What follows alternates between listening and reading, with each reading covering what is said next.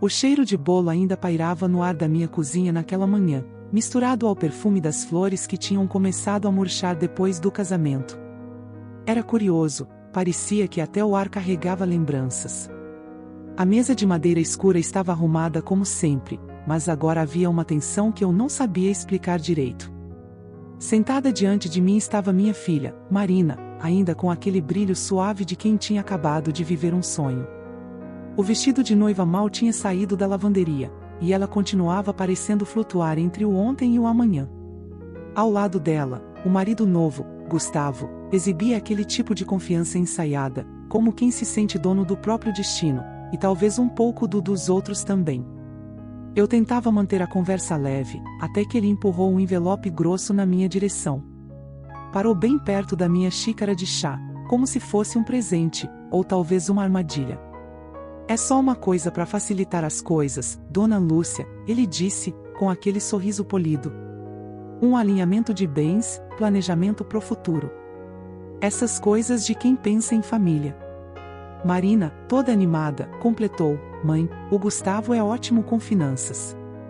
Ele está organizando um fundo para quando a gente tiver filhos. É só uma formalidade. Meu coração gelou.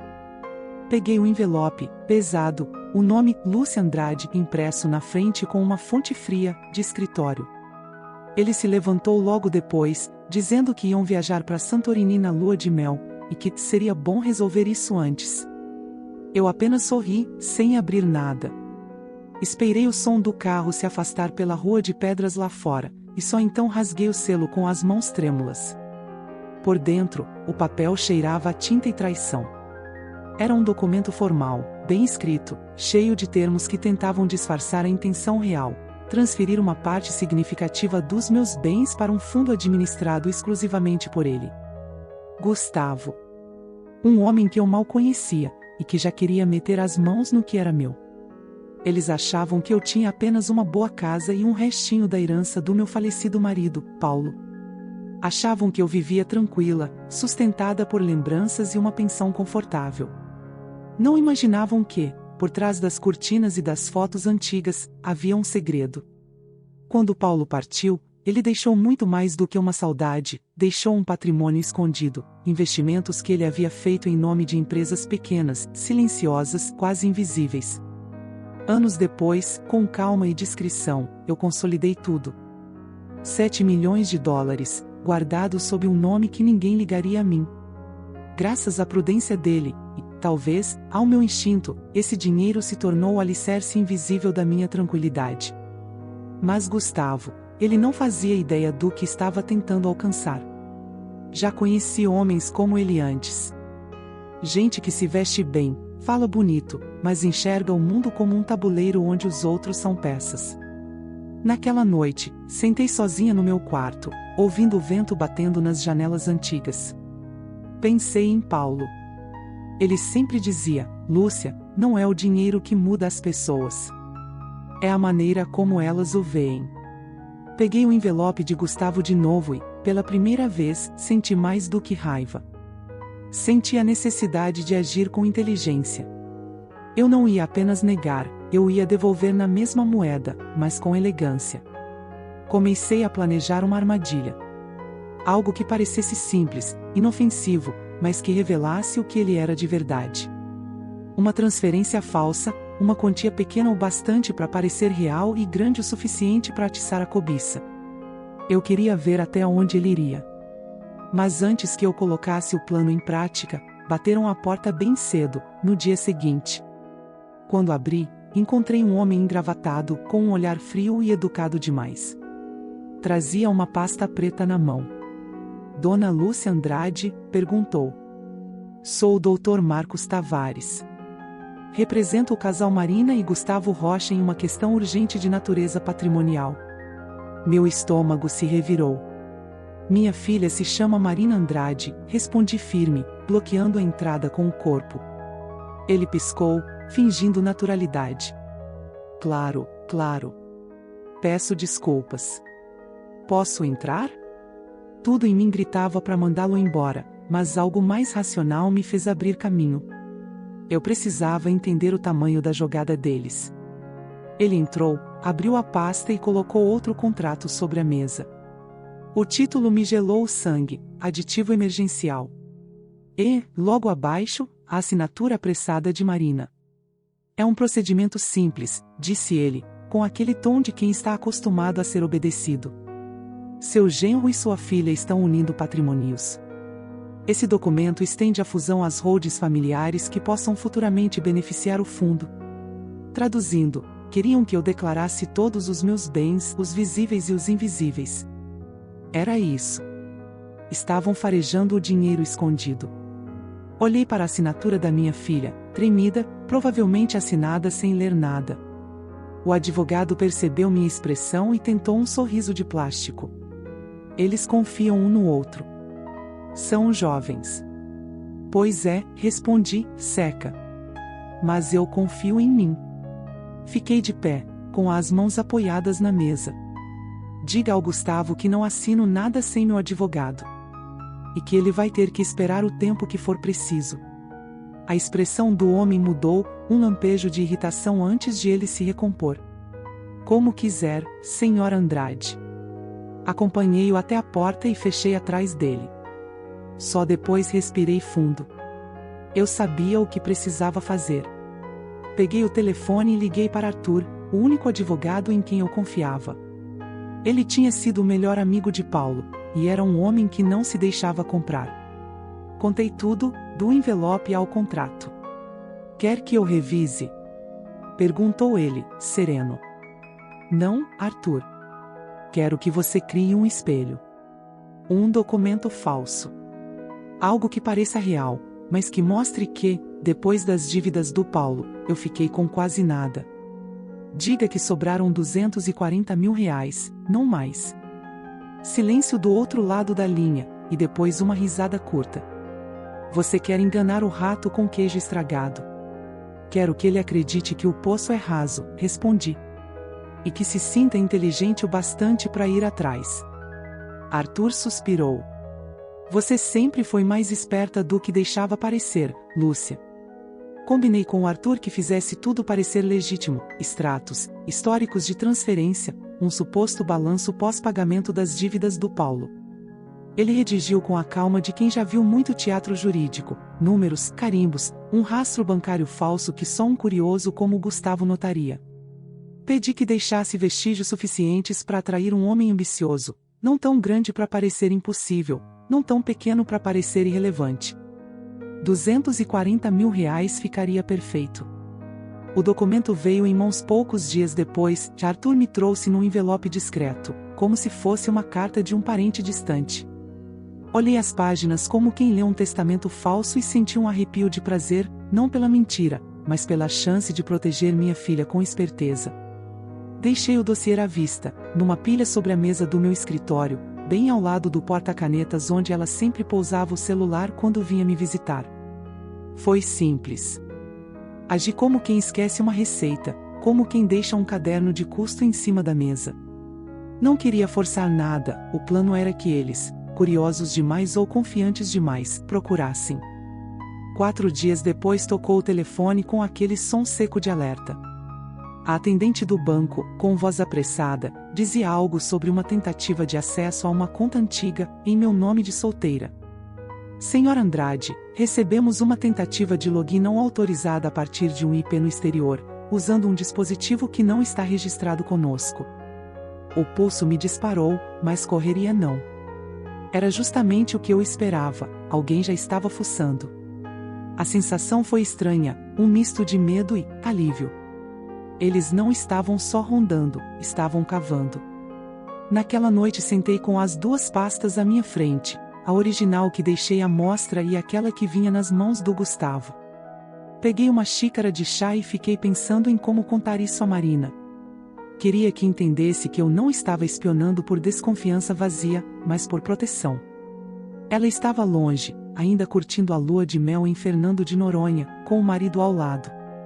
Lembrei do rosto dela, terno e pleno, e decidi usar uma arma que raramente falha, a gratidão. Liguei como quem convoca uma família para um almoço, com voz doce. Minha filha, quando voltam? Que tal almoçarmos aqui? conversamos com calma. Queria mostrar umas coisas que o Gustavo preparou. Ela respondeu pronta, feliz: mãe, que amor. Claro, vamos sim. Gustavo quis resolver logo tudo, disse que facilita. Desliguei com o coração apertado e a cabeça fria. Do que eu tinha certeza era que aquele homem subestimava o que era ser bem casada com quem olha o mundo com cautela. Antes do almoço, recebi uma mensagem curta: mãe, precisamos conversar antes. Não fique brava, mas o Gustavo disse que você ameaçou ele. Aquelas palavras foram como um sopro frio. Ele já tinha começado a inverter a narrativa, a pôr medo na cabeça da minha filha. Respirei fundo e liguei pro Arthur. Eles estão? Vou ao almoço, mas sem traje de advogada. Preciso que venha como um amigo que observe, grave e me ajude se abrir a caixa de Pandora. Ele concordou sem hesitar. No jardim de casa, entre as samambaias e a sombra dos muros antigos, sentei-me a uma mesa simples.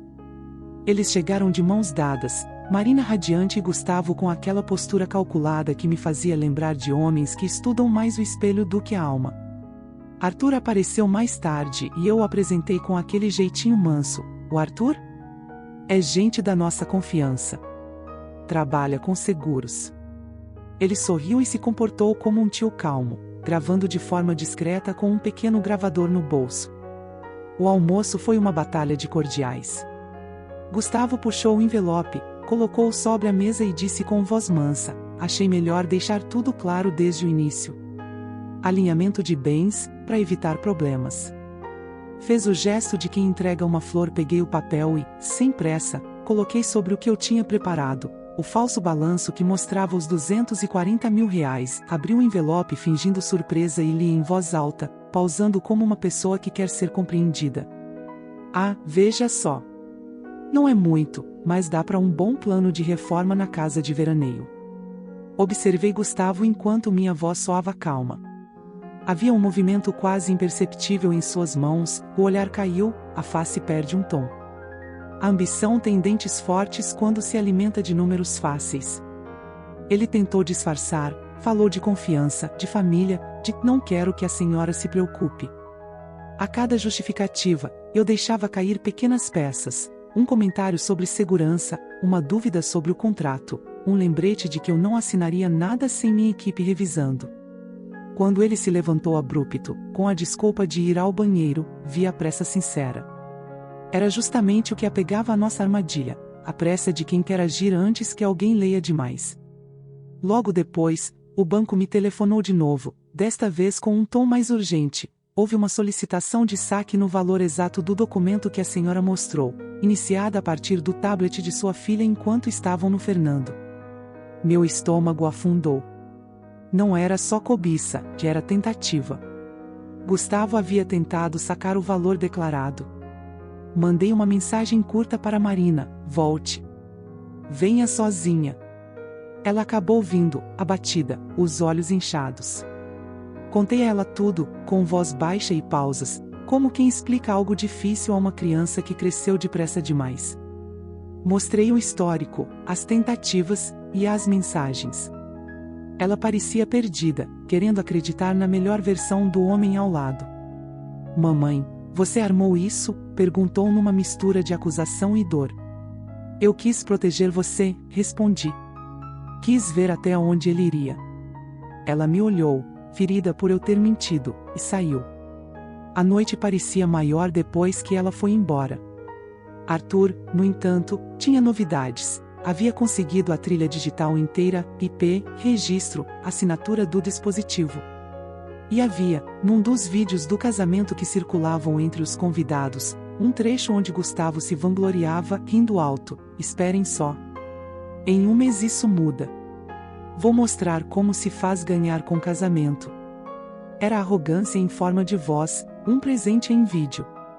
Com aquilo no bolso, sabíamos que tínhamos mais do que suspeitas, tínhamos provas. Arthur falou baixo, e com firmeza: agora vamos ao próximo passo. Isso vai além de um desentendimento familiar. É tentativa de fraude. No dia seguinte, e entregamos o material a uma advogada para protocolar, e a presença deles em minha sala de jantar deixou de ser casual. Quando a hora da verdade chegasse, eu queria que fosse pública, não por vingança, mas para que minha filha visse com clareza quem escolhera dividir a vida. 2 dias depois, Marina apareceu no meu portão. Tinha o rosto inchado e os olhos vermelhos de tanto chorar. Parecia mais frágil do que nunca, e ainda assim, havia nela uma força nova, aquela que nasce quando a ilusão começa a ruir. Assim que entrou, não disse nada. Sentou-se no sofá, respirou fundo e apenas sussurrou: "Eu vi o vídeo, mãe." Fiquei em silêncio, esperando. Perguntei para ele. Gustavo disse que era uma brincadeira, que os amigos estavam zombando, mas aí eu procurei no tablet. Vi o histórico, as buscas, os acessos às contas, tudo. Ele tentou mexer nas minhas senhas, nas suas. Eu não queria acreditar, mas é verdade. Fui até ela devagar e peguei suas mãos. Eu sei, meu amor. Eu também não queria. Ninguém quer ver o mal dentro da própria casa. Marina chorava, soluçando baixinho. Ele me fez duvidar de você, mãe. Disse que você era controladora, que inventava coisas para afastar a gente. Eu acariciei o cabelo dela, aquele mesmo cabelo que penteava quando ela era menina, com cheiro de sabonete e sol. A culpa não é sua. Você acreditou em amor. E amor, quando é puro, acredita mesmo. Mas antes que pudesse continuar, o celular dela vibrou sobre a mesa. Ela olhou para a tela e empalideceu. É ele, murmurou. Atendeu sem viva voz, apenas encostando o aparelho no ouvido. Do outro lado, a voz dele era fria, quase debochada. Se você pensa que vai sair dessa limpa, se enganou. Já falei com meus advogados. Se me deixar, eu te processo. Você me enganou, mentiu sobre sua família, sobre o dinheiro. Isso é fraude. Marina tremia. Gustavo, para com isso, por favor. Ele riu, um riso curto, sem humor. Nos vemos no tribunal, amor. A ligação terminou e o silêncio que ficou parecia um trovão. Eu me levantei devagar, já com o telefone na mão. Arthur, disse assim que ele atendeu, chegou a hora. No dia seguinte, nos encontramos todos em um escritório neutro, na cidade vizinha. Era uma sala fria, de vidro e silêncio. Arthur estava lá, sereno como sempre, e trazia uma pasta grande, pesada. Marina quis ir junto, mesmo depois de eu insistir para que não precisasse ver aquilo. Preciso olhar para ele, mãe. Preciso ouvir com meus próprios ouvidos. Gustavo chegou 10 minutos atrasado, vestindo terno claro e aquele mesmo sorriso de quem ainda acredita que vai virar o jogo. Cumprimentou Arthur com um aperto de mão forçado e sentou-se de frente para mim, cruzando as pernas com elegância ensaiada. Arthur foi direto. Senhor Gustavo Rocha, antes de qualquer coisa, deixo aqui uma cópia dos documentos que reunimos. São registros de tentativa de acesso a contas bancárias, logins feitos de aparelhos pertencentes à senhora Marina, e... Isso é absurdo. Interrompeu ele, tentando manter o tom educado. Nenhum crime foi cometido. Arthur ergueu os olhos. Ainda não. Mas há também um vídeo, em que o senhor declara, em tom de deboche, que em um mês tudo mudaria e que estava prestes a ganhar com o casamento. A gravação é clara. Sua voz, seu rosto. O sorriso de Gustavo desapareceu. Você gravou festa de casamento, é crime, ele disse, nervoso. Foi gravado por um convidado. E o arquivo nos foi entregue, respondi calmamente. Ninguém precisou espionar você, Gustavo. A sua própria vaidade fez o serviço. Ele se virou para Marina, buscando cumplicidade. Você também vai me acusar? Depois de tudo que vivemos? Ela o olhou firme, os olhos marejados. Não sou eu que estou te acusando, Gustavo. É você que se condenou sozinho. Arthur abriu outra pasta e deslizou alguns papéis pela mesa. Esses são termos de anulação do casamento e renúncia de qualquer direito sobre o patrimônio da senhora Lúcia e da senhora Marina. Assinando, O Senhor encerra essa história com dignidade. E se eu não assinar? Ele provocou. Arthur respondeu, tranquilo. Então a imprensa recebe um dossiê completo sobre um homem que tenta aplicar golpe em família de viúva.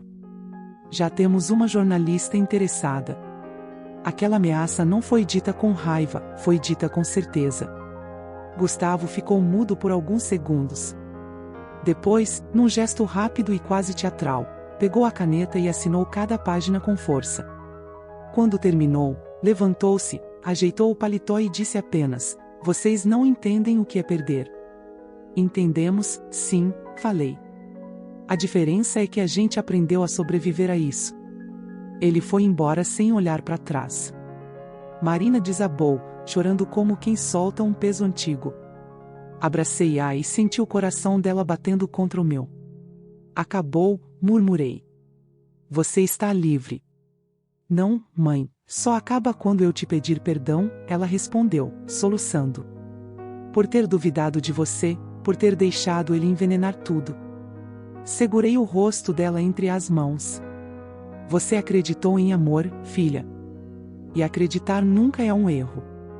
Naquela noite, fizemos o que sempre fazíamos quando o mundo parecia desabar. Abrimos uma garrafa de vinho simples, cozinhamos macarrão com molho de tomate e queijo ralado, e deixamos a conversa fluir. Entre risos e lágrimas, ela me perguntou, baixinho, mãe, é verdade mesmo? Você herdou uma fortuna? Parei de mexer o molho e olhei para ela. É verdade, respondi. 7 milhões de dólares. O seu pai deixou investido em nome de empresas que só eu sabia. Dinheiro limpo, conquistado com trabalho e visão. Mas eu nunca contei porque não queria que virasse fardo. Dinheiro muda o jeito que as pessoas te olham. E eu não queria ver você cercada de gente que só enxerga cifrão. Marina me olhou, pensativa. Então, por causa disso, você viveu esses anos todos quieta, fingindo que não tinha tanto? Sabe o que é, filha? Quando você envelhece, aprende que a riqueza verdadeira não está no que se guarda no banco, mas no que se consegue proteger. E o que eu mais quis proteger foi você. Ela sorriu, com um brilho de admiração que há muito eu não via. Agora entendo o papai. Ele também era assim. Fazia as coisas grandes parecerem pequenas, só para não estragar a paz da gente. Terminamos o jantar em silêncio, mas um silêncio bom, cheio de reconciliação. Antes de dormir, ela veio até mim, deu um beijo na minha testa e disse: de agora em diante, nada mais escondido. Nem segredos, nem medos. A gente vai ser um time. Deitei e fiquei olhando o teto, pensando em como a vida é uma professora exigente. Tanta coisa que a gente perde tentando proteger quem ama, e mesmo assim, vale a pena. Percebi que o verdadeiro legado que o Paulo me deixou não estava na conta escondida, mas na coragem de ser firme sem perder a ternura. E foi ali, com o barulho leve da chuva batendo no telhado, que eu percebi que, enfim, podia descansar. A fortuna estava segura, mas mais importante, o coração da minha filha também. Hoje, sentada na varanda da minha casa em Tiradentes, o sol se põe devagar por trás das montanhas. O céu fica dourado, depois rosa, e logo vira aquele lilás que só o fim da tarde mineira tem, um tom que parece inventado para consolar os cansados. O vento sopra o cheiro do café fresco vindo da cozinha, e o rangido antigo da cadeira de balanço acompanha meus pensamentos, como se balançasse o tempo junto comigo. Marina mora perto agora. Vem todos os domingos, às vezes traz flores, às vezes só o silêncio, mas é um silêncio de paz. O netinho, pequeno, corre pelo quintal com o cachorro atrás, e eu fico vendo os dois desaparecerem entre as árvores, como se fossem memórias novas sendo plantadas. Depois de tudo que aconteceu, percebi que não é a fortuna que muda uma vida, é o que a gente faz com ela. Usei parte do dinheiro para restaurar esta casa, para transformar o velho casarão em abrigo, não em vitrine. Fiz questão de empregar gente da cidade, dar estudo para filhos de quem trabalha comigo. Não é caridade, é justiça. Meu pai dizia que riqueza só vale se fizer o mundo respirar mais leve, e hoje eu entendo o que ele queria dizer. Às vezes, quando caminho pelo jardim, penso no Paulo. Imagino o que ele diria se me visse agora, de cabelo branco, mas ainda teimosa como sempre. Acho que ele sorriria, com aquele jeito sereno, e diria: Lúcia, você conseguiu. Protegeu o que era nosso. E eu responderia, baixinho, mas quase perdi o que mais importava, a nossa menina. Foi preciso quase perder para entender que amar não é controlar, é confiar. A vida não nos prepara para ver nossos filhos errando, mas também não nos ensina o que fazer quando eles aprendem. Marina aprendeu. Caiu, levantou, chorou, e agora anda com passo firme. Eu a vejo e penso, o amor dela por mim sobreviveu até a mentira.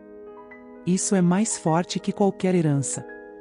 Um dia desses, ela me perguntou: mãe, se pudesse voltar atrás, faria diferente? Demorei para responder. Talvez eu tivesse contado a verdade sobre o dinheiro mais cedo, para evitar tanto medo e segredo. Mas talvez, se tivesse feito isso, Gustavo teria aparecido antes, e o estrago teria sido maior. A vida é assim, o que parece erro às vezes é proteção disfarçada. A gente só entende quando o tempo traduz. Hoje não guardo mais nada em cofres. Guardo em gestos. Em bilhetes que deixo na mesa, em receitas que ensino pro neto, em cartas que escrevo e escondo nos livros. Quero que, quando eu não estiver mais aqui, encontrem palavras minhas espalhadas pela casa, lembranças que falem baixinho, sem assustar, só lembrando que o amor continua. O dinheiro ainda existe, sim. Está bem aplicado, crescendo devagar, como tudo que tem raiz. Mas ele não é segredo, nem poder. É reserva. Para que nunca falte o que realmente sustenta, liberdade. No fundo, é isso que herdei de verdade do Paulo, a liberdade de não precisar vender a alma para sobreviver. E é isso que deixo para Marina e pro neto, a coragem de ser livre, mesmo quando o mundo tenta comprar o que não tem preço. A vida, meu bem, é uma história contada em capítulos tortos. Às vezes o herói é quem a gente menos espera, e o vilão é só alguém perdido. O tempo é o editor silencioso, corta o excesso, ajeita as vírgulas, e no fim deixa só o essencial. Quando olho pro horizonte, sinto que meu livro tá quase no fim, mas não tenho pressa. Ainda quero ver meu neto crescer, ouvir as gargalhadas dele ecoando por esse quintal. Ainda quero acordar cedo para ver o orvalho nas flores, ainda quero sentir o cheiro do pão assando no forno. O resto, a fortuna, os papéis, os segredos, tudo isso um dia vai se dissolver, como açúcar na chuva. O que fica é o amor que resistiu. E o amor, esse, ninguém nunca vai conseguir roubar.